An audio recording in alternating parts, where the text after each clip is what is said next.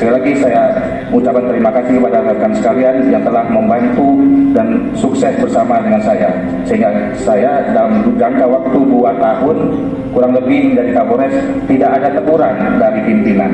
Selanjutnya saya juga meminta maaf kepada rekan-rekan sekalian, baik tutur kata maupun perbuatan. Selama kurang lebih 2 tahun kita bersama di Polres Aceh Jaya ini,